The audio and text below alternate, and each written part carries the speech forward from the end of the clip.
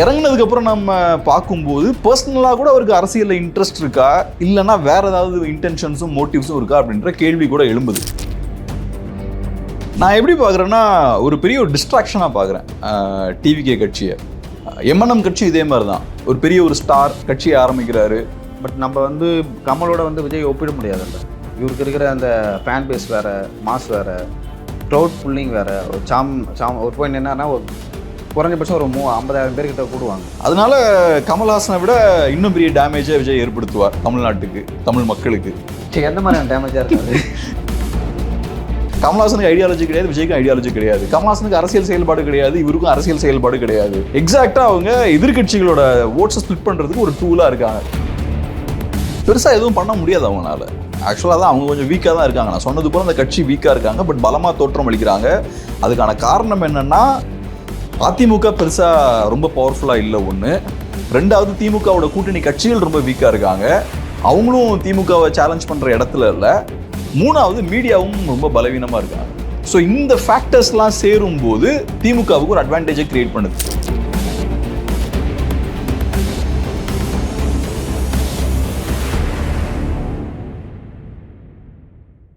வணக்கம் சவுக்கு மீடியா நேயர்களே. இன்று நம்மோடு இணைந்திருப்பவர் பத்திரிகையாளர் கேப்ரியல் அவர்கள். அவர்களோடு பல்வேறு விஷயங்கள் குறித்து உரையாட இருக்கிறோம். வாருங்கள். வணக்கம். வணக்கம். எப்படி இருக்கீங்க? நல்லா இருக்கேன். நீங்கள் எப்படி இருக்கீங்க? ரொம்ப நல்லா இருக்கும். மழையும் பொருட்படுத்தாமல் வந்து ஸ்டுடியோக்கு வந்திருக்கீங்க, ரொம்ப நன்றி.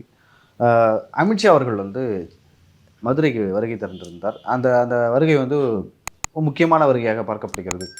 ஏன்னா இது வரைக்கும் இந்தியாவிலே திமுக, பாஜக என்ற கட்சி தன்னுடைய காலடி, தன்னோட அடித்தளத்தை வந்து தன்னோட தடத்தை பதிக்க முடியாத ஒரு இடமாக தமிழ்நாடு இருக்கிறது. அப்படிப்பட்ட சூழ்நிலையில் அவங்க ஃபுல்லாக கான்சன்ட்ரேட் பண்ணுறாங்க தமிழ்நாட்டில். ஓகேங்களா? அவங்களால முடியலாலும் கூட்டணி கட்சியான அதிமுக மேலே ட்ரை பண்ணுறாங்க. அமித்ஷா அவர்கள் வந்து அந்த கூட்டத்தில் வந்து டெல்லி போல், மகாராஷ்டிரா போல், ஒரிசா போல் நாங்கள் தமிழ்நாட்டையும் கைப்பற்றுவோம் அப்படின்னு சொல்லிட்டு ஒரு விஷயத்தை சொல்லியிருக்காரு. இந்த அவரோட கருத்தை அவர் இப்படி சொல்கிறத எப்படி பார்க்குறது நம்ம? இப்போ பாஜகவை பொறுத்தளவில் தமிழ்நாட்டுக்கு அதிகப்படியான முக்கியத்துவம் கொடுக்கணும் அப்படின்ற ஒரு முடிவில் இருக்காங்க. அதிகப்படியான முக்கியத்துவம் கொடுக்குறாங்க. இப்போ அமித்ஷா அவர்களை பொறுத்தளவில் நமக்கு தெரியும், எலெக்ஷன் வரும்போது ஒரு பெரிய ஒரு ஜாம்பவான் தான் எலெக்ஷன் மேனேஜ்மெண்ட் அப்படின்னு வரும்போது. ஸோ அவர் தமிழ்நாட்டுக்கு ஃபோக்கஸ் கொடுக்குறாருன்னா முக்கியமான விஷயந்தான். பாஜக தமிழ்நாட்டை ஃபோக்கஸ் பண்ணுறாங்கன்னு தான் அர்த்தம். அதிமுக பாஜக கூட்டணி இப்போ ஒழுங்காயிருச்சு. அந்த அலைன்ஸை பொறுத்தளவில் ஒரு நேச்சுரல் அலைன்ஸாக தான் எனக்கு படுது. ஏன்னா பாஜகவுக்கும் அதிமுக தேவை, அதிமுகவுக்கும் பாஜக தேவை. தனித்தனியாக நின்னாங்கன்னா டெஃபினட்டாக டிஎம்கே ஸ்வீப் பண்ணிடுவாங்க. ஸோ ஒரு நேச்சுரலான ஒரு அலைன்ஸ் தான். அந்த அலைன்ஸை ஒரு 1 இயருக்கு முன்னாடியே ஃபார்ம் பண்ணுறாங்க.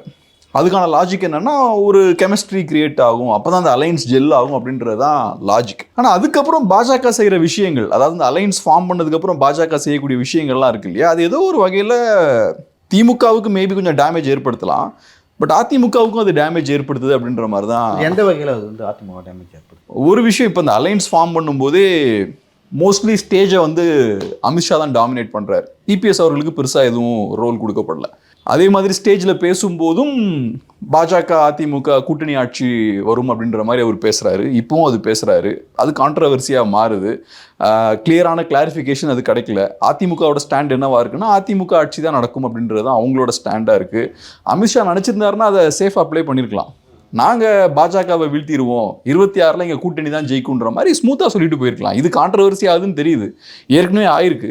இப்போவும் அதை எடுத்து தான் பேசிகிட்டு இருக்காங்க. ஸோ அப்படி இருக்கும்போது அந்த விஷயத்தெல்லாம் டச் பண்ணியிருக்க வேண்டாம். இதெல்லாம் பண்ணும்போது என்ன ஆகும்னா, ஒன்று இபிஎஸும் அதிமுகவும் பலவீனமாக தெரிவாங்க. எலெக்ஷன் அந்த அலைன்ஸ் அனௌன்ஸ் பண்ணும்போதே இபிஎஸ் அவர்களுக்கு பெரிய ரோல் இல்லை, அமைதியாக இருக்கார். அப்புறம் இந்த விஷயம் வேற பேசுகிறாங்க. இதெல்லாம் பண்ணும்போது என்ன ஆகும்னா, அதிமுக வீக்காக இருக்காங்க அப்படின்ற ஒரு இமேஜ் ஏற்படுத்தும். அது ஏற்பட்டுச்சுன்னா மேபி அது பாஜகவுக்கு சின்ன லாபம் கொடுக்குமா இருக்கும். ஆனால் இந்த அலைன்ஸில் முக்கியமான பிளேயர் வந்து அதிமுக தான்.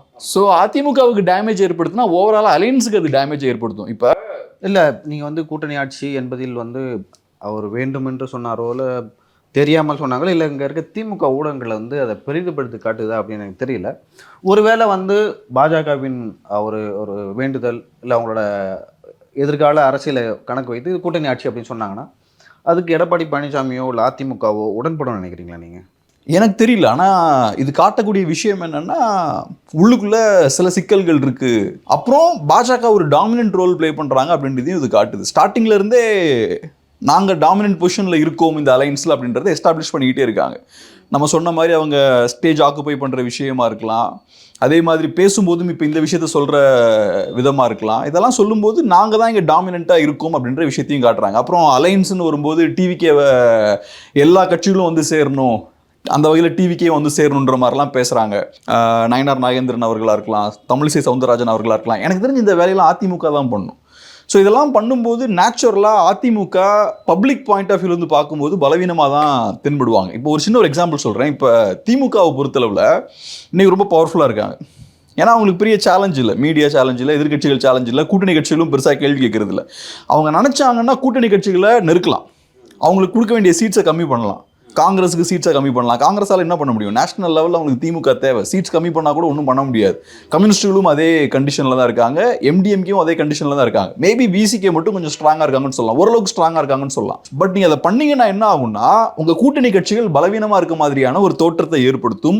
உங்கள் கூட்டணி கட்சிகள் பலவீனமாக இருந்தால் ஓவரால் அலைன்ஸை பலவீனப்படுத்தும். ஸோ திமுக வந்து தன்னை ஸ்ட்ராங்காக காட்டிக்கிறது மட்டும் கிடையாது, கூட்டணி கட்சிகளையும் ஸ்ட்ராங்காக காட்ட வேண்டிய ஒரு தேவை இருக்குது. இந்த தேவை வந்து அதிமுக பாஜக கூட்டணிக்கும் இருக்கு. ஸோ இப்போ பாஜக மட்டும் ஸ்ட்ராங்காக இருக்க மாதிரி காட்டினா நீங்கள் பத்தாது, அதிமுகவும் ஸ்ட்ராங்காக இருக்குது அப்படின்ற ஒரு இமேஜை ஏற்படுத்தணும்.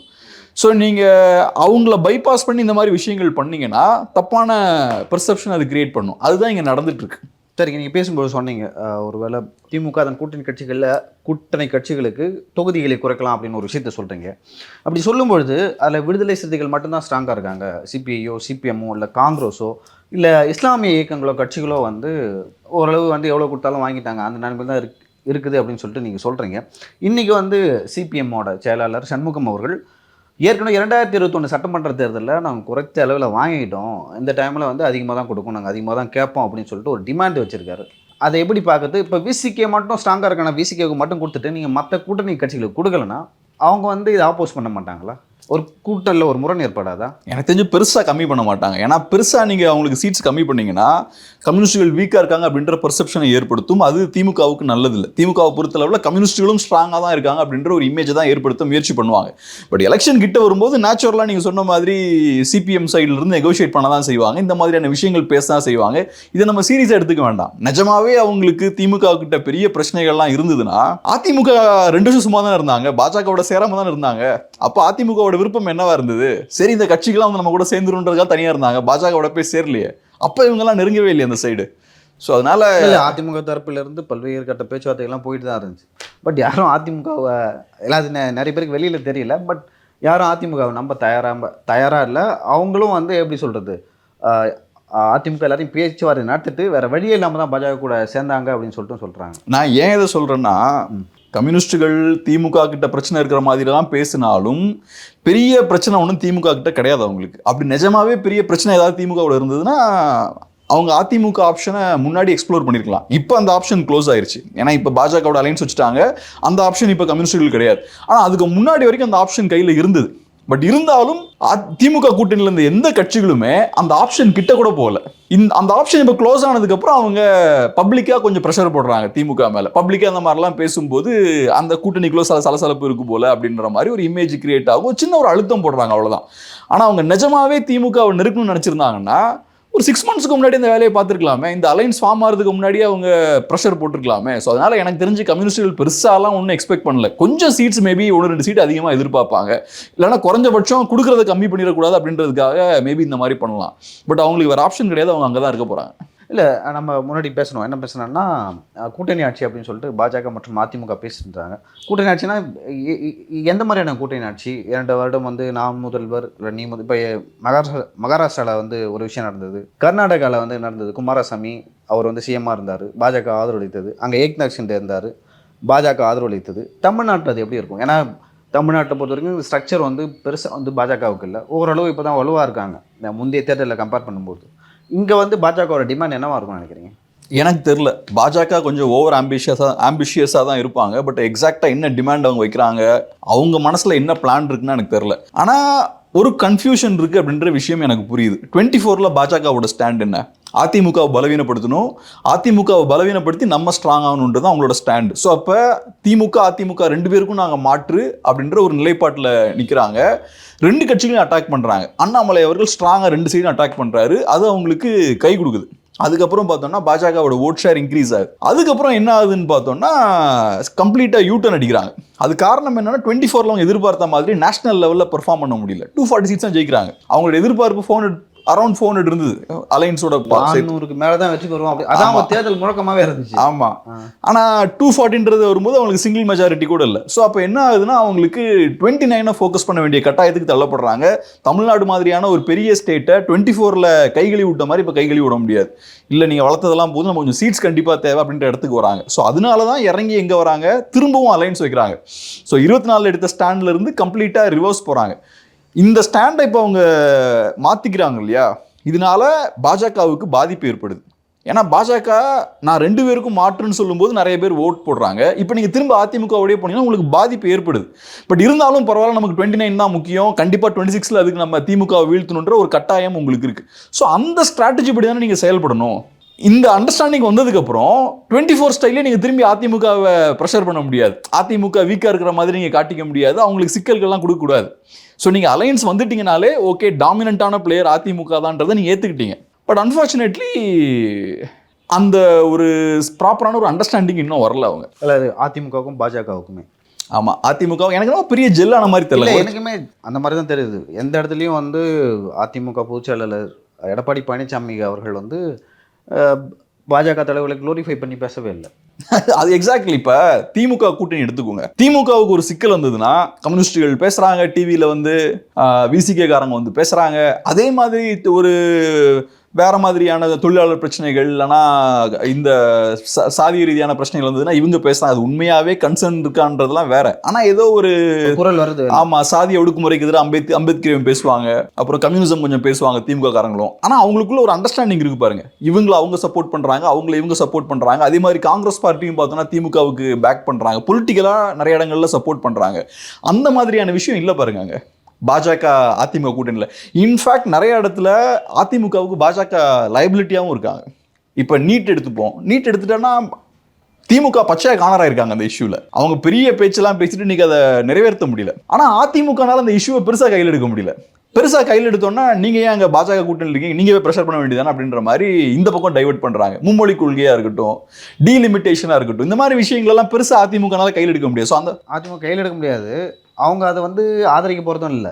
இப்போ வந்து நீட்டையோ இல்லை மும்மொழி கொள்கையோ இல்லை டீலிமிட்டேஷனையோ இதெல்லாம் வந்து அதிமுக ஆதரிக்க போகிறதில்ல. அதிமுக கூட்டணி இருந்து கொண்டும் ஆதரிக்காது. ஆனாலும் அதிமுகவால் வந்து பாஜக கூட்டணி இருந்துக்கிட்டு பாஜகவை எதிர்த்து பேச முடியல. எப்படி திமுக காங்கிரஸோட நல்ல அண்டர்ஸ்டாண்டிங்கில் இருக்காங்களோ, காங்கிரஸை நேஷனல் லெவலில் சப்போர்ட் பண்ணுறாங்களோ, அந்த விஷயத்தை அதிமுகனால பண்ண முடியல. அதிமுகனால பாஜகவை சப்போர்ட் பண்ண முடியலன்றது ஒன்று. ரெண்டாவது ஒரு லைபிலிட்டியாகவும் இருக்கு. அவங்க செய்யக்கூடிய நிறைய விஷயங்கள் பார்த்தோம்னா இவங்களுக்கு டேமேஜையும் ஏற்படுத்துது. இன்னொரு முக்கியமான விஷயம், அமித்ஷா வந்ததுக்கப்புறம் பாஜக அந்த ஹிந்துத்துவா பாலிடிக்ஸையும் கையில் எடுக்கிறாங்க. இதுவும் அதிமுகவுக்கு சிக்கல் தான் ஏற்படுத்தும். அதிமுக பேசிக்லி அவங்க செக்குலர் பார்ட்டி. அப்படி இருக்கும்போது இன்னும் தமிழ் சொசைட்டி வந்து இல்லை, அதிமுக எப்படி பார்க்கறதுனா மத்தியில் எப்படி காங்கிரஸ் இருக்கோ அந்த மாதிரி வந்து அதிமுக தமிழ்நாட்டில் அங்கே எல்லா எல்லா எல்லா சித்தாந்தம் கொண்டவங்களும் இருப்பாங்க. அவங்க பெரியாரிஸ்ட் இருப்பாங்க, கடவுள் நம்பிக்கை இருக்கிறவங்க இருப்பாங்க, ஒரு கம்யூனிஸ்ட் இருப்பாங்க, தேசிய சிந்தனை கொண்டவங்க இருப்பாங்க, எல்லாமே இருப்பாங்க. நான் அப்படி தான் அந்த கட்சியை பார்க்குறேன். கரெக்ட். ஸோ அப்படி இருக்கும்போது அதுதான் அவங்களோட ஸ்ட்ரென்த்தும் கூட. ஒரு காலத்தில் அவங்களுக்கு மைனாரிட்டி ஓட்ஸும் ஸ்ட்ராங்காக இருந்தது. இன்னைக்கு அது கையை விட்டு போயிருச்சு. பட் அதுக்குன்னு மைனாரிட்டி ஓட்ஸ் வெளியே போனதால அக்ரெசிவான ஹிந்துத்துவா பாலிடிக்ஸை கையில் எடுக்க முடியாது. தமிழ்நாட்டில் 90% வாக்காளர்கள் இன்னும் பாஜகவுக்கு ஓட் போடல, 10% தான் போட்டிருக்காங்க. ஸோ அப்படி இருக்கும்போது தமிழ்நாட்டில் இருக்கக்கூடிய மெஜாரிட்டி பாப்புலேஷன் ஹிந்துத்துவா பாலிடிக்ஸுக்கு இன்னும் ரெடி ஆகலை. எப்படி குஜராத்லேயோ யூபிலேயோ சொசைட்டி கம்ப்ளீட்டாக போல்ரைஸ் ஆயிருக்கு இல்லையா, ஒரு ஹிந்துத்துவா கன்சால்டேஷன் நடந்திருக்கு இல்லையா, அது தமிழ்நாட்டில் இன்னும் நடக்கல. அப்படி இருக்கும்போது எலெக்ஷனுக்கு முன்னாடி நீங்கள் அக்ரெசிவான ஹிந்துத்துவா பாலிடிக்ஸை கையில் எடுத்தீங்கன்னா மேபி அது பாஜகவுக்கு கொஞ்சம் உதவும். 1-2% பாஜகவுக்கு ஓட்ஸை இன்க்ரீஸ் பண்ணும். ஆனால் அதிமுகவுக்கு அது லைபிலிட்டியாக மாறும், பிரச்சனையை கிரியேட் பண்ணும். அதிமுகவை பொறுத்தளவில் நீங்கள் ஏன் அங்கே போய் இருக்கீங்க அப்படின்ற ஒரு சிக்கலை ஏற்படுத்தும். பாஜக செய்யக்கூடிய விஷயங்களை அதிமுகனால் ஜஸ்டிஃபையும் பண்ண முடியாது. இந்த பிரச்சனைகள்லாம் அதிமுகவுக்கு வரும். பட் இந்த சிக்கல்கள்லாம் இருந்தாலும் இந்த அலைன்ஸை பொறுத்தளவில் இந்த பிரச்சனைகளெல்லாம் தாண்டி அது ஒரு நேச்சுரல் அலைன்ஸ் தான் நான் சொல்லுவேன். ஏன்னா 2 பேருக்கும் ஒரு ஆப்ஷன் கிடையாது. வந்து அது மாறுமா மாறாதுன்னு சொல்ல முடியாது. இப்போ மாறாதுன்னு மாறுமா மாறாதா அப்படின்னு கேள்வி வச்சா அதுக்கு என்ன பதிலாக இருக்கும்? நிறைய பேர் சொல்கிறாங்க மேபி லாஸ்ட் மினிட்ல அதிமுக ரிவர்ஸ் போகிறது கூட வாய்ப்பு இருக்குன்றாங்க. அப்போ இப்போவே கூட ரிவர்ஸ் போகலாம், ஏன் லாஸ்ட் மினிட்ல போகணும்னு எனக்கு தெரியல.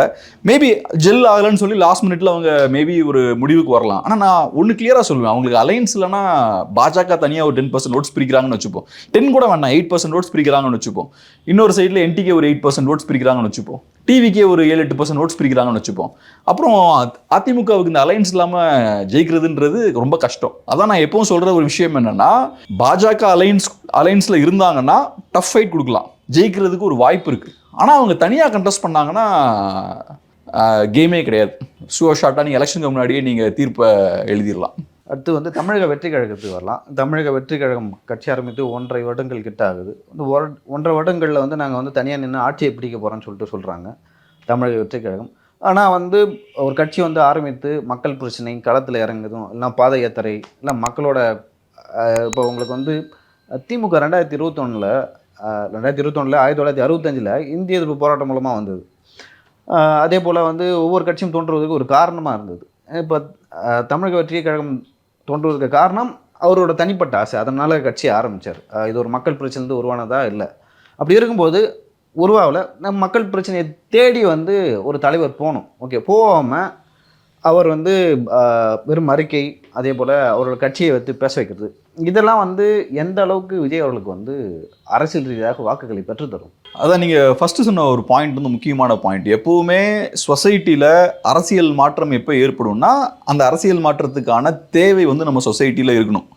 ஏதோ ஒரு தேவை இருக்கும்போது அந்த தேவையின் அடிப்படையில் தலைவர்கள் உருவாவாங்க, கட்சிகள் இயக்கங்கள்லாம் உருவாகும், அதுக்கப்புறம் அவங்க பலம் பெற ஆரம்பிப்பாங்க, அதிகாரத்தை கைப்பற்றுவாங்க.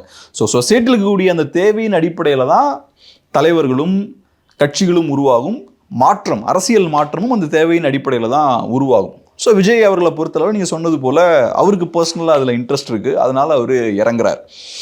ஆனால் இறங்கினதுக்கப்புறம் நம்ம பார்க்கும்போது பர்சனலாக கூட அவருக்கு அரசியலில் இன்ட்ரெஸ்ட் இருக்கா, இல்லைனா வேறு ஏதாவது இன்டென்ஷன்ஸும் மோட்டிவ்ஸும் இருக்கா அப்படின்ற கேள்வி கூட எழும்புது. ஏன்னா நீங்கள் ஃபஸ்ட் எலெக்ஷன் ஃபேஸ் பண்ணுறீங்க. ஃபஸ்ட் எலெக்ஷன் ஃபேஸ் பண்ணும்போது எவ்வளோ முக்கியமான விஷயம் அது.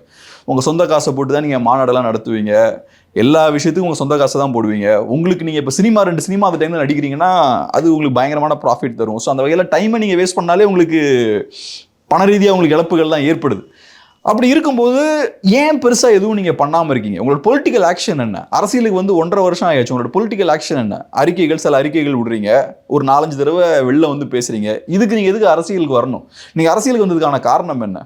ஒருத்தன் இப்போ அரசியலுக்கு வரான்னா ஏதோ ஒரு விஷன் இருக்கும்ல, சொசைட்டியில் இந்த பிரச்சனை இருக்குது, அந்த பிரச்சனை இருக்குது, இதை யாரும் பேச மாட்டேங்கிறாங்க. பேசுகிறாங்கன்னா நம்ம வர வேண்டிய அவசியமே இல்லை, யாரும் பேசாதனால தான் இதெல்லாம் பேசுறது நம்ம வரும். ஆனால் அரசியலுக்கு வந்ததுக்கப்புறம் உங்களுக்கு செய்கிறதுக்கு ஒன்றுமே இல்லை, சத்தமே இல்லாமல் அமைதியாக இருக்கீங்க. அதுக்கு எதுக்கு நீங்கள் அரசியலுக்கு வரணும்? ஸோ அதனால் விஜய் அவர்களோட பாலிடிக்ஸை பார்க்கும்போது ஸ்டார்டிங்லேருந்தே அது ஒரு மாதிரி டேக் ஆஃப் ஆகாமல் ஒரு மாதிரி ஃப்ளாட்டாகவே இருக்குது. அப்புறம் ஒரு மீட்டிங்கில் நம்ம பார்க்கும்போது ஸ்டேஜில் 3-4 எலெக்ஷன் இந்த ஸ்ட்ராட்டஜிஸ்டுகள் இருக்காங்க. கட்சி ஆரம்பிச்சதுலேருந்து 4 தடவை தான் வெளியே வரீங்க. இதில் 3-4 ஸ்ட்ராட்டஜிஸ்டுகள் எதுக்கு ஸ்டேஜில் உட்காரணும்? உங்கள் கட்சிக்கு எந்த ஆக்ஷனும் இல்லை, எந்த செயல்பாடும் இல்லை, அரசியலே இல்லை, ஐடியாலஜியும் இல்லை. ஆனால் உங்கள் கட்சிக்கு ஸ்டேஜில் இத்தனை ஸ்ட்ராட்டஜிஸ்டுகள், அவங்களோட வேலை என்ன? ஸோ அப்போ நீங்கள் மக்களை நம்புறீங்களா, இந்த ஸ்ட்ராட்டஜிஸ்டுகள் நம்புறீங்களா? அப்புறம் உட்காந்துக்கிட்டு இந்த ஸ்ட்ராட்டஜிஸ்டுகள் என்ன பண்ணுவாங்க? ஏதாவது நரேட்டிவாக பிளான் பண்ணுறது மீடியாவில். கருத்து கணிப்பு முடிவுகள் வந்துருச்சு, இந்த கருத்து கணிப்புகள் முடிவுகள் சொல்கிற விஷயம் என்னென்னா டிவிக்கே 100 சீட் ஜெயிக்க போகிறாங்க, 20% ஓட்ஸ் டிவிக்கேவுக்கு இருக்குது. விஜய் அவர்கள் பார்த்தோம்னா ஸ்டாலினுக்கு அடுத்தது அவர் தான் ஃபேமஸாக இருக்கார், மக்கள் எல்லாம் அவர் தான் சிஎம் ஆகணுன்றாங்க. இந்த மாதிரியான ஃபேக் நரேட்டிவ்ஸை பில்ட் பண்ணுறது. ஆக்சுவலாக டிஸ்கஷன் அது கிடையாது. நீங்கள் என்ன பண்ணியிருக்கீங்க? மக்களுக்கு ஒன்றும் பண்ணாமல் எனக்கு 20% ஓட்டு இருக்குது, 30% ஓட்டு இருக்குன்னு கதை பேசக்கூடாது. நம்ம கேட்க வேண்டிய கேள்வியும் அதுதான். மீடியா தப்பு பண்ணிட்டு இருக்காங்க. மீடியா பேசுறதெல்லாம் விஜய் அவர்களுக்கு 100 சீட் இருக்குன்னு இந்த கருத்து கணிப்பு சொல்லுது, ஓட்டர் அதை சொல்லுது, இதை பத்தி உங்க கருத்து என்ன? அதெல்லாம் கேள்வியே கிடையாது. நீங்க என்ன பண்ணிருக்கீங்க? ஒன்றும் பண்ணாம எதுக்கு இங்க வந்து இந்த கதையெல்லாம் பேசிட்டு இருக்கீங்கன்னு தான் மக்கள் கேட்கணும், மீடியாவா தான் கேட்கணும். இல்ல நான் அதெல்லாம் எப்படி பார்க்கணும், ஒரு காலகட்டத்தில் தமிழக முதல்வர் யார் அப்படின்னு சொல்லிட்டு ஒரு கருத்து கணிப்பு மாதிரி இருக்கும் ஆன்லைன்ல. அதில் வந்து ஸ்டாலின் இருப்பார், எடப்பாடி பழனிசாமி இருப்பார், சீமான் இருப்பார், இன்னும் கமல்ஹாசன் கூட இருந்தார். அதில் வந்து யார் முதல் இடத்துல வருவாங்கன்னா சீமான் அவர்கள் தான் வந்து முதல் இடத்துல வருவார். அந்த மாதிரி தான் அந்த கருத்து கணிப்பை நான் பார்க்குறேன். ஸோ ஆன்லைனில் நீங்கள் எடுத்திங்கன்னா அந்த மாதிரி தான் இருக்கும். பட் கலை யதார்த்தம் வேறு. நீங்கள் வந்து கிராமம் வரைக்கும் வந்து லைக் நம்ம கட்சியோட கொள்கையோட தாக்கம் இருக்கணும், போய் நம்மளோட கொள்கையை வந்து எடுப்பட்டுருக்கணும், மக்களுக்காக நம்ம பேசணும். அந்த வகையில் தான் வந்து அது ஓட்டாக கன்வெர்ட் ஆகும்னு சொல்லிட்டு நான் பார்க்குறேன். தற்போது வந்து தமிழக வெற்றி கழகத்தில் அருண்ராஜ் ஐஆர்எஸ் அப்படின்னு ஒருத்தர் இணைஞ்சிருக்காரு. அதே போல் ஒரு நீதிபதி, அதுக்கப்புறம் முன்னாள் எம்எல்ஏக்கள் ஒரு 3 பேர், அதுக்கப்புறம் வந்து ஜேபிஆர் குழுமத்துலேருந்து ஒருத்தர் வந்து இணைஞ்சிருக்காரு. இப்படி வந்து நிறைய பேர் இணைஞ்சிக்கிட்டே இருக்காங்க. பட் ஏற்கனவே வந்து கட்சியில் நிறைய பேர் இருக்காங்க. இந்த இணைப்புகள்லாம் வந்து அந்த கட்சிக்கு வந்து ஒரு இமேஜை கொடுக்கணும்ல, அது கொடுத்துருக்கா? நான் எப்படி பார்க்குறேன்னா, ஒரு பெரிய ஒரு டிஸ்ட்ராக்ஷனாக பார்க்குறேன் டிவிகே கட்சியை. எம்என்எம் கட்சி இதே மாதிரி தான், ஒரு பெரிய ஒரு ஸ்டார் கட்சியை ஆரம்பிக்கிறாரு. பட் நம்ம வந்து கமலோட வந்து விஜய் ஒப்பிட முடியாதுல்ல. இவருக்கு இருக்கிற அந்த ஃபேன் பேஸ் வேறு, மாஸ் வேறு, க்ரௌட் புல்லிங் வேறு. ஒரு பாயிண்ட் என்னன்னா, ஒரு குறைஞ்சபட்சம் ஒரு 50,000 பேர்கிட்ட கூடுவாங்க. அதனால கமல்ஹாசனை விட இன்னும் பெரிய டேமேஜை விஜய் ஏற்படுத்துவார் தமிழ்நாட்டுக்கு, தமிழ் மக்களுக்கு. எந்த மாதிரியான டேமேஜாக இருக்காது? கமல் என்ன டேமேஜ் ஏற்படுத்தாருன்னு நினைக்கிறீங்க? கமல்ஹாசன் இதே மாதிரி தான், ஐடியாலஜி கிடையாது. ஸ்டார்ன்ற ஒரே ஸ்டார் பவர் வச்சு வந்தார். எலெக்ஷனுக்கு சில மாதங்களுக்கு முன்னாடி வராரு, கட்சி ஆரம்பிச்சுட்டு எலெக்ஷனில் கண்டெஸ்ட் பண்ணுறாரு. நிறைய பேர் இதே மாதிரி உள்ளே போகிறாங்க, இன்டெலெக்சுவல்ஸ்லாம் கூட அங்கே போய் சேர்றாங்க. அதுக்கப்புறம் அது ஏற்படுத்தின தாக்கம் என்ன? முடிஞ்சது 2 எலெக்ஷனை கண்டெஸ்ட் பண்ணுறாங்க. அதுக்கப்புறம் ஒரு சர்க்கஸ் மாதிரி அது டக்குன்னு முடிஞ்சிருச்சு. முடிஞ்சதுக்கப்புறம் எல்லாம் பார்த்தோம்னா தலைவரோட சேர்ந்து எல்லாரும் யார் எதிர்த்தாங்களோ அங்கேயே போய் இன்னைக்கு உட்காந்துருக்காங்க. திமுகவோடய போய் எல்லாம் சேர்ந்துட்டாங்க. அப்போ கமலஹாசனை நம்பி ஓட் போட்டவங்கலாம் என்னானாங்க? அவங்க எல்லாம் ஏமாற்றப்பட்டாங்க. ஏறக்குறைய ஒரு 3-4% மக்கள் பார்த்தோம்னா கம்ப்ளீட்டாக முட்டாளாக்கப்பட்டிருக்காங்க. இதுதான் விவாதமாக இருக்கணும், இதை தான் நம்ம பேசியிருக்கணும். ஆனால் நம்ம உட்காந்துட்டு கமல்ஹாசன் அரசியலுக்கு வந்தப்போ இவர் இதை பண்ணிடுவாரா அதை பண்ணிடுவாரா, கமல்ஹாசன் அவர்கள் இந்த மாதிரியான மேனிஃபெஸ்டோ ரிலீஸ் பண்ணியிருக்காரு, அந்த மேனிஃபெஸ்டோ நம்ம எதுக்கு அந்த மேனிஃபெஸ்டோ போய் டிஸ்கஸ் பண்ணணும்? அவருக்கு தான் ஐடியாலஜி உள்ள ஒன்றும் இல்லை. எலெக்ஷனுக்கு முந்தின நாள் தான் கட்சி ஆரம்பிச்சுட்டு உள்ள வராரு.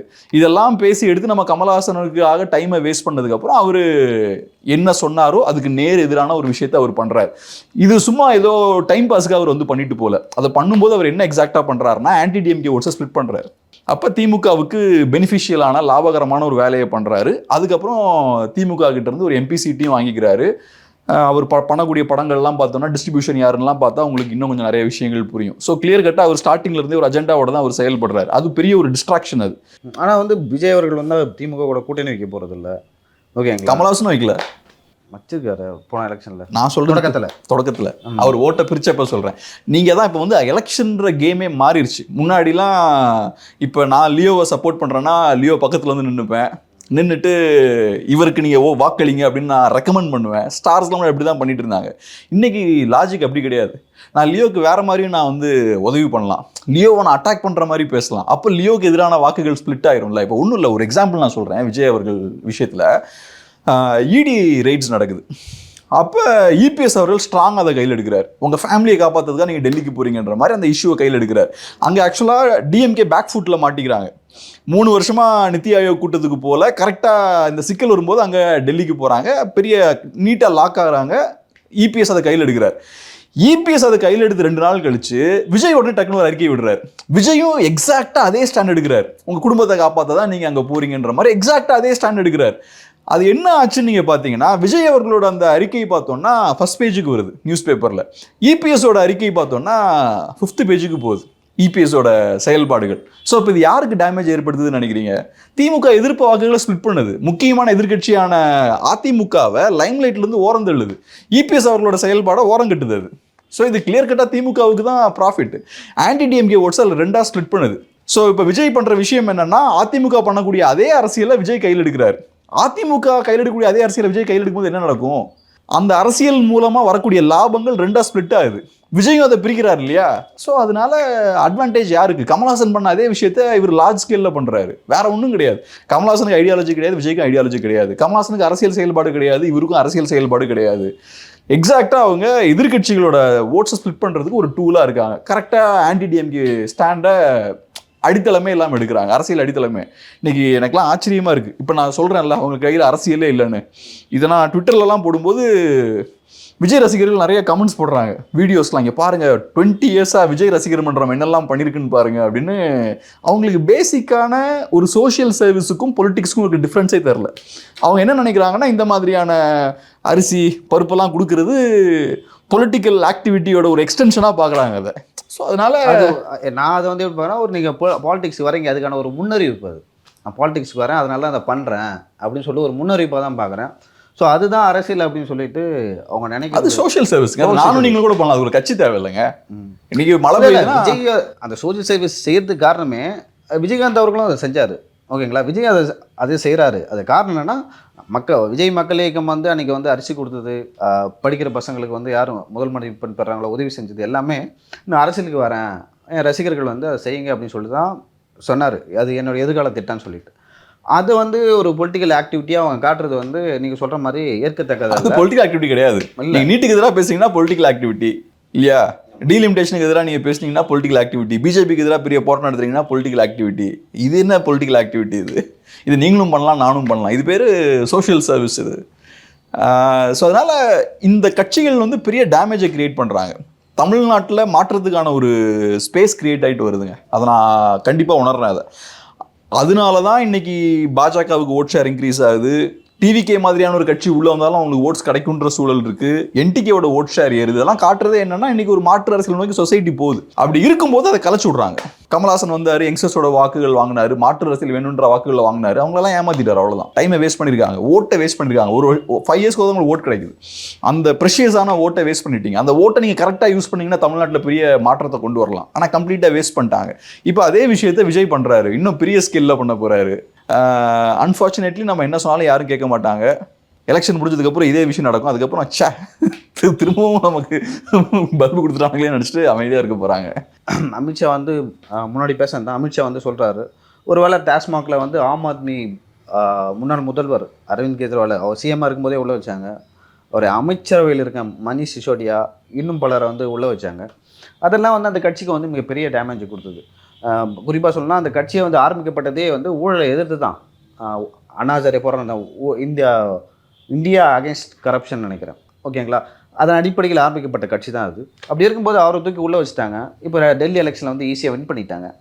அந்த மாதிரியான விஷயங்கள், அந்த அமலாக்கத்துறையை வச்சு கைது பண்ணுறது, இந்த மாதிரி பணத்தை கைப்பற்றுறது, அந்த மாதிரி அமைச்சர்களை கைது பண்ணுறது, இதெல்லாம் வந்து தமிழ்நாட்டில் ஒர்க் அவுட் ஆகணும்னு பாஜக நினைக்கிறாங்களா? ஆக்சுவலாக என்னென்னா, பாஜக அந்த எக்ஸ்டென்ட்டுக்கு போக மாட்டாங்கன்னு நினைக்கிறேன். தமிழ்நாட்டில் டெல்லியில் போன அந்த எக்ஸ்டென்ட் இருக்கு இல்லையா, அந்த அளவுக்கு தமிழ்நாட்டில் போக மாட்டாங்கன்னு நினைக்கிறேன். அதுக்கான காரணம் என்னன்னா, டெல்லியை பொறுத்தளவில் அரவிந்த் கெஜ்ரிவால் அந்த லக்ஷ்மண் ரேகாவை கிராஸ் பண்ணிட்டார். அவர் ஒரு பாயிண்ட் வரைக்கும் என்ன பண்ணாருன்னா, காங்கிரஸ் பார்ட்டிக்கு டேமேஜ் கொடுத்துட்டு இருந்தார். டெல்லியில் காங்கிரஸ் பார்ட்டியை காலி பண்ணிட்டார். பஞ்சாபில் போய் காங்கிரஸ் பார்ட்டியை காலி பண்ணார். இதெல்லாம் நடக்கும்போது பாஜக சரி நம்ம பண்ண வேண்டிய வேலை இவன் பண்ணிட்டு இருக்கான், ஏதோ போட்டுன்னு விட்டாங்க. அதுக்கப்புறம் அவர் குஜராத்தில் கால் வைக்க ஆரம்பிக்கிறார். 10%க்கு மேலே ஓட்ஸ் வாங்குறாங்க குஜராத்தில். அது சாதாரண விஷயம் கிடையாது. நீங்கள் 10%க்கு மேலே போயிட்டீங்கனாலே திடீர்னு ஒரு பெரிய ஜம்ப் வரதுக்கான வாய்ப்பு இருக்குது. பஞ்சாப்லலாம் அப்படி தான் வந்தது. ஃபஸ்ட்டு ஸ்லோவாக அப்படி க்ரோ ஆகும். 10-15 போயாச்சுன்னா அடுத்தது 13 நெக்ஸ்ட் 30 வரதுக்கான வாய்ப்பு இருக்குது. இது மோடி அவர்களுக்கும் தெரியும், ரிப்போர்ட்ஸ்லாம் போயிருக்கும். மோடி அவர்களுக்கு குஜராத் வந்து அக்கு வேற ஆணி வேற தெரியும். இன்னைக்கு வரைக்கும் குஜராத்தோட சிஎம் யாருன்னா யாருக்கும் தெரியாது. மோடியோட பேர் தான் நமக்கு தெரியும். அந்த அளவுக்கு மோடி பவர்ஃபுல்லான கேரக்டர். ஸோ இவன் நம்ம ஏரியாலே கால் வச்சுட்டாங்கன்னா அதுக்கப்புறம் விடக்கூடாது. அதுவும் இல்லாமல் ஆம் ஆத்மி கட்சி ஒரு நேஷனல் ஃபோர்ஸ். அவன் நேஷனல் ஃபோர்ஸாக மாறுறதுக்கான கெப்பாசிட்டி இருக்குது. 2 ஸ்டேட்டில் அவன் கால் வச்சிருக்கான். அது போக நிறைய ஸ்டேட்டில் ப்ரெசன்ஸ் இருக்குது. ஒரு நேஷனல் ஃபோர்ஸாக மாறுறதுக்கான வாய்ப்பு இருக்குது. நேஷனல் லெவலில் பாஜகவை சேலஞ்ச் பண்ணுறதுக்கான வாய்ப்பும் இருக்குது. ஸோ ஒன்று மோடியோட ஹோம் கிரவுண்டுக்கு போனது, 2வது நேஷனல் லெவலில் ஒரு சேலஞ்சாக மாறுறதுக்கான வாய்ப்பு இருக்குது. ஸோ ஆம் ஆத்மியை விட்டுறக்கூடாது, ஸ்ட்ரிக்டாக டீல் பண்ணணும்னு முடிவு பண்ணிட்டாங்க. டஃப்பாக டீல் பண்ணாங்க. திமுக அந்த அளவுக்கு பெரிய டேஞ்சராக நான் பார்க்கல பிஜேபிக்கு. ஸோ அந்த எக்ஸ்டென்ட்டுக்கெலாம் திமுக கிட்ட போக மாட்டாங்க. கொஞ்சம் ப்ரெஷர் போடுவாங்க. இந்த மாதிரி ரைட்ஸ்லாம் நடக்கும்போது அது ஒரு இமேஜை கிரியேட் பண்ணும். திமுக ரொம்ப கரெக்டான ஒரு பார்ட்டின்ற ஒரு இமேஜ் கிரியேட் பண்ணும். பாஜகவுக்கும் அதிமுகவுக்கும் ஒரு ஸ்பேஸ் கிரியேட் பண்ணும் அரசியல் பண்ணுறதுக்கு. அதை தாண்டி டெல்லி ஸ்டைல்லலாம் இங்கே இறங்கி அடிக்க மாட்டாங்க டெஃபினட்டாக. அதுக்கான தேவையில்லைன்னு பார்க்குறேன். இல்லை, அமித்ஷா அவர்கள் வந்து அந்த மீட்டிங்கில் என்ன சொன்னால், நான் மாதம் ஒரு முறை இங்கே வருவேன், வந்து தொடர்ந்து வந்து கண்காணிப்பேன் தமிழ்நாட்டை அப்படின்னு சொல்லிட்டு நிறைய விஷயங்கள் பேசியிருக்காரு. அப்படி பேசும்பொழுது நாங்கள் 2024 நாங்கள் தான் ஆட்சியை பிடிப்போம் அப்படின்னு சொல்லிட்டு ஒரு மத்திய உள்துறை அமைச்சர் ஒரு தமிழ்நாட்டுக்கு வந்து இப்படி பேசுகிறத வந்து சாதாரணமாக கண்டு போயிட முடியுமா? கண்டிப்பாக. அதோட சேர்த்து அவர் டாஸ்மாகையும் ஃபோக்கஸ் பண்ணுறாரு. அந்த எவ்வளோ ஊழல் நடந்த பணம் அப்படின்னு சொல்லிட்டு 30,000 கோடி சொல்லிட்டு ஆமாம், செகண்ட் டைமாக டச் பண்ணுறாரு அதையும். ஸோ அதுக்கு கொடுக்கக்கூடிய ஹிண்ட் என்னன்னா, திரும்ப அங்கே சிக்கல் வர்றதுக்கான வாய்ப்பு இருக்குது அப்படின்ற விஷயத்தெல்லாம் காட்டுது. பட் என்னென்னா, இப்போ மத்தியில் ஒருத்தங்க பவரில் இருக்காங்க, கையில் நிறைய இன்ஸ்டிடியூஷன்ஸ் இருக்குது, ஏஜென்சிஸ் இருக்குது, அதை அவங்க யூஸ் பண்ணலாம், மிஸ்யூஸ் பண்ணலாம். எல்லாருமே அப்படி தான் பண்ணுவாங்க. காங்கிரஸ் பார்ட்டி இதுக்கு முன்னாடி சிபிஐ அப்படி தான் யூஸ் பண்ணாங்க. சிபிஐ வந்து காங்கிரஸ் பார்ட்டியோட கூண்டு கிளீனாங்க, காங்கிரஸ் பியூரோ ஆஃப் இன்வெஸ்டிகேஷன்னாங்க. ஏன்னா அவங்களும் மிஸ்யூஸ் தான் பண்ணாங்க. இவங்களும் டெஃபினட்டாக பவரில் இருக்கவங்க அதை பண்ணுவாங்க. அது தப்பு, பட் பண்ணுவாங்க. பட் என்னன்னா, அதுக்கு ஒரு லிமிட் இருக்குது. நீங்கள் பாட்டுக்கு உங்கள் கையில் இருக்கக்கூடிய ஆயுதத்தை எல்லார் மேலேயும் எல்லா டைம்லையும் யூஸ் பண்ணிட முடியாது. அப்படி யூஸ் பண்ணிங்கன்னா மக்களுக்கு அந்த இன்ஸ்டிடியூஷன்ஸ் மேலே இருக்கக்கூடிய நம்பிக்கை போயிடும். இப்போவே ஈடின்னு வந்தால் நம்ம என்ன பேசுகிறோம், ஈடிக்கு வந்து பெரிய ட்ராக் ரெக்கார்டு இல்லைங்க, கன்விக்ஷன் ரேட் ரொம்ப கம்மியாக இருக்குது, 1-2% தான் இருக்குது. ஸோ பிஜேபி வந்து அதை பொலிட்டிக்கலாக யூஸ் பண்ணுறாங்க. இந்த மாதிரியான நிறைய விஷயங்கள் நம்ம பேசுகிறோம். ஸோ அப்படியே நீங்கள் எக்ஸ்டெண்ட் ரொம்ப இதை எல்லா இடத்துலையும் எக்ஸ்டென்சிவாக யூஸ் பண்ணிக்கிட்டே இருந்தீங்கன்னா அது ஏதோ ஒரு வகையில் உங்களுக்கு பேக் ஃபயர் ஆகும். கையில் இருக்கக்கூடிய ஏஜென்சிஸுக்கும் இன்ஸ்டிடியூஷன்ஸுக்கும் மரியாதை போயிடும். ஸோ எக்ஸ்ட்ரீமாக நீங்கள் போகிறது இருக்குல்ல, எல்லா இடத்துலையும் எக்ஸ்ட்ரீமாக போக முடியாது. சில இடங்களில் தான் நீங்கள் எக்ஸ்ட்ரீமாக போக முடியும். உங்களுக்கு அர்ஜென்ட்டான ஒரு தேவை இருக்குது, கம்ப்ளீட்டாக செஞ்சே ஆகணுன்ற கட்டாயம் இருக்கும்போது சில நேரங்களில் போகலாம். அந்த ஆயுதத்தை எல்லா இடத்துலையும் நீங்கள் யூஸ் பண்ண முடியாது. அஃப்கோர்ஸ் அவங்களுக்கு தமிழ்நாடு தேவை. தமிழ்நாடு ஒரு பெரிய ஸ்டேட்டும் கூட. ரெண்டாவது, தமிழ்நாட்டில் நீங்கள் ரொம்ப எக்ஸ்ட்ரீமாக புஷ் பண்ணிங்கன்னா வேறு ரியாக்ஷன்ஸும் நடக்கும், அனுதாபமாக மாறும். திமுகவை பொறுத்தளவில் அனுதாபமாக மாறுறதுக்கான வாய்ப்பு இல்லைன்னு நினைக்கிறேன். ஏன்னா எனக்கு என்னமோ திமுகவோட ட்ராக் ரெக்கார்டை பார்க்கும்போது பெருசாக சென்டிமெண்டலாக திமுகவுக்கு இப்போ ஜெயலலிதா அவர்கள் எடுத்துக்கிட்டிங்கன்னா சென்டிமெண்டலாக அவங்க ஒர்க் ஆகும். ஃபேமிலி இல்லை, பெண், அவங்க தனியாக இருக்காங்க, மீடியாவை ஃபுல்லாக கண்ட்ரோல் பண்ணிட்டு ஃபுல் ஸ்ட்ரென்த்தை யூஸ் பண்ணி அவங்களை க்ரஷ் பண்ணும்போது எப்போவுமே அந்த அண்டர் டாகும்பாங்கல்ல, ரொம்ப எல்லாரும் சேர்ந்து ஒருத்தவங்களை அட்டாக் பண்ணால் அவங்களுக்கு ஒரு அனுதாபம் வரும். அவங்களுக்கு வந்தது. திமுக மேலே அந்த அனுதாபம் வராதுன்னு நினைக்கிறேன். ஏன்னா திமுக பார்த்தோம்னா திமுக வந்து அனுதாபமாக மாற்ற முயல்வாங்கல்ல, மேபி முயற்சி பண்ணலாம். ஏன்னா செந்தில் பாலாஜி அவர்களே தியாகின்னு சொல்லிட்டு சொன்னாங்க அவங்க, ஓகேவா? ஆனால் ஒர்க் ஆகல.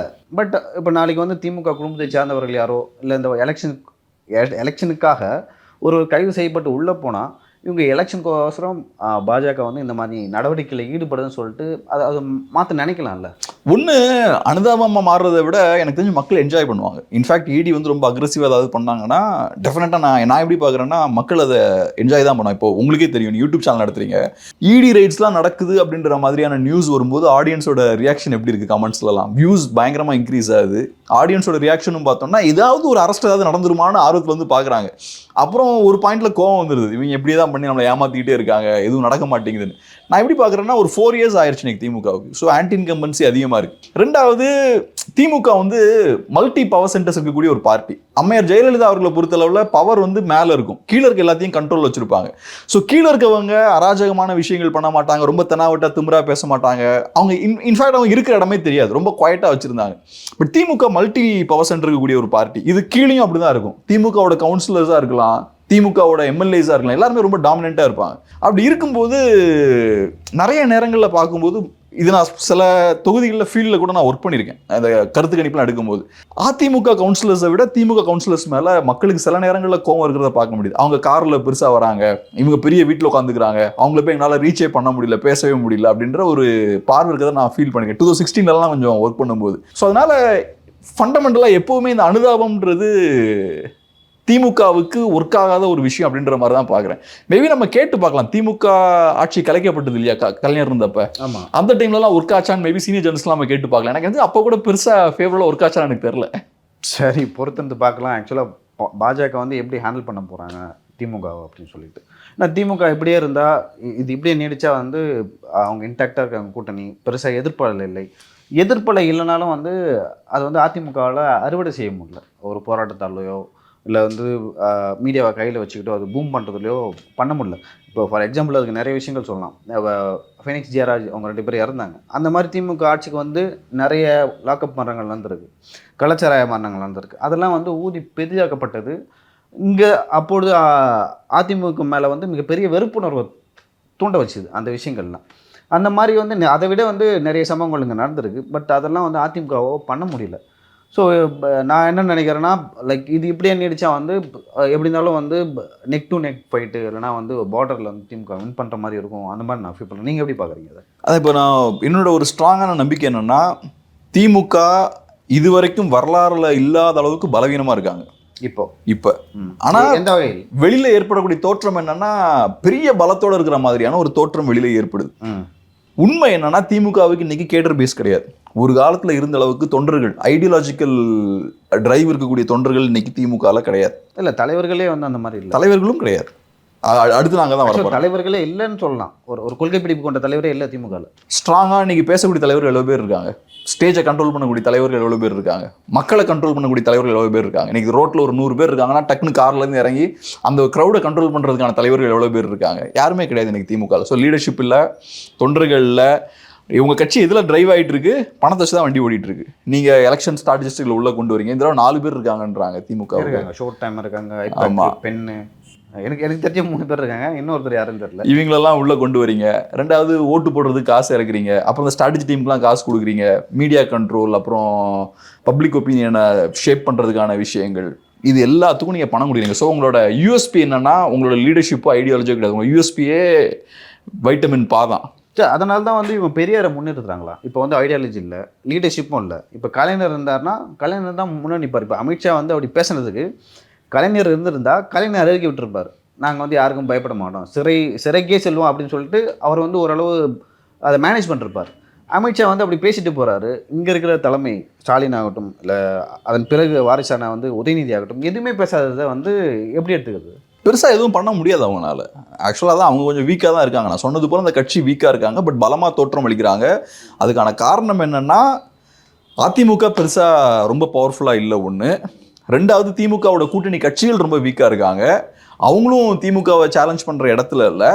மூணாவது, மீடியாவும் ரொம்ப பலவீனமாக இருக்காங்க. ஸோ இந்த ஃபேக்டர்ஸ்லாம் சேரும்போது திமுகவுக்கு ஒரு அட்வான்டேஜை கிரியேட் பண்ணுது. அப்புறம் முக்கியமாக பாஜகன்ற ஒரு ஃபேக்டர். இன்றைக்கி நான் கம்யூனிஸ்ட்கிட்டலாம் போய் பேசும்போது அவங்ககிட்ட நீங்கள் ஏன் திமுகவை சப்போர்ட் பண்ணுறீங்கன்னு கேட்டால், திமுக நல்ல கட்சி, நல்ல ஆட்சி நடத்துகிறாங்க, அதனால சப்போர்ட் பண்ணணும்னு சொல்ல மாட்டாங்க. பாஜக இருக்கிறதுனால நாங்கள் சப்போர்ட் பண்ணுறோன்றாங்க. நிறைய பேர் இதான் சொல்லுவாங்க. நீங்கள் கேட்டு பார்த்தீங்கன்னா இதை தான் சொல்லுவாங்க. ஸோ அப்படி இருக்கும்போது பாஜக அப்படின்ற ஒரு பெரிய ஃபேக்டரும் உங்களுக்கு சாதகமாக இன்னைக்கு ஒர்க் ஆகுது. அதனால நீங்கள் ஈஸியாக மைனாரிட்டிஸை கன்சாலிடேட் பண்ணிட்டீங்க.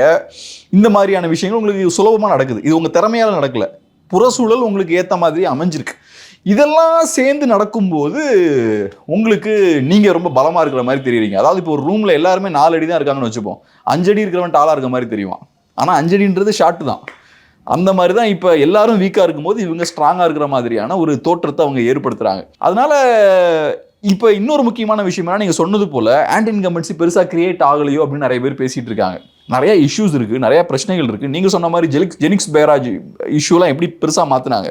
இன்றைக்கி 8-10 கஸ்டூல் டெத்லாம் நடந்திருக்கு, பெருசாக அதெல்லாம் இஷ்யூ ஆகலை.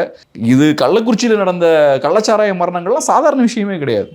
60 பேருக்கு மேலே இறக்குறாங்கன்னா சாதாரண விஷயமே கிடையாது. அவ்வளோ பெரிய இஷ்யூவை யாரும் பெருசாக எடுக்க முடியல, பெருசாக அதை சஸ்டெயின் பண்ணி அதை கொண்டு போக முடியல. ஸோ நான் எப்படி பார்க்குறேன்னா, ஆன்டி இன்கம்பன்சி அது வானத்துலேருந்து விழாது, அதை கிரியேட் பண்ணும். யார் அப்போ கிரியேட் பண்ணுவாங்க? அதை எதிர்கட்சிகள் கிரியேட் பண்ணும். ஆஃப்கோர்ஸ் எதிர்கட்சிகள் இந்த ரோலை கிளியராக பண்ணாங்களான்னு பார்த்தா பண்ணல. ஃபர்ஸ்ட் 4 இயர்ஸ் ஸ்டார்டிங்லேருந்தே நீங்கள் எதிர்த்துக்கிட்டே இருக்கணும். மொதல் வருஷம் நீங்கள் எதிர்க்கும் போது பெரிய ரிசல்ட் வராது, ஏன்னா புதுசாக வந்த கவர்மெண்ட் வந்து பாப்புலராக இருக்கும். 2வது வருஷம் எதிர்க்கும் போது கொஞ்சம் பெட்டராக உங்களுக்கு ரிசல்ட் கிடைக்க ஆரம்பிக்கும், ஏன்னா கொஞ்சம் கொஞ்சமாக அன்பாப்புலர் ஆகும். 3வது வருஷம் நல்ல ரிசல்ட் கிடைக்கும். 4th இயரில் பெட்டராக ரிசல்ட் கிடைக்கும். 5th இயரில் நீங்கள் ஃபுல் ஃபோர்ஸில் நீங்கள் கேம்பெயின் பண்ணி ஆளுங்கட்சிக்கு ப்ரெஷர் கொடுக்கணும். இப்படி தான் திமுக பண்ணாங்க. ஸ்லோவாக கொஞ்சம் கொஞ்சமாக அவங்க அடித்து தூக்குனாங்க. அப்புறம் எலெக்ஷன் கிட்ட வரும்போது அந்த எதிர்ப்பை ஆன்டி இன்கம்பன்சியை பீக்கு கொண்டு போனாங்க.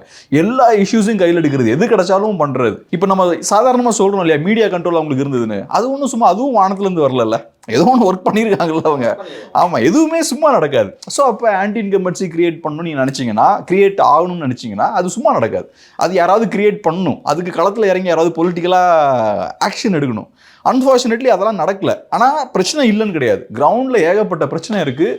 அந்த இஷ்யூஸ் எல்லாம் ஒரு ஆன்டி இன்கம்பன்சியாக, ஒரு பெரிய ஒரு எதிர்ப்பலையாக மாற்றுறதுக்கான விஷயம் நடக்கலை. எதிர்கட்சிகள் அந்த வேலையை பண்ணல.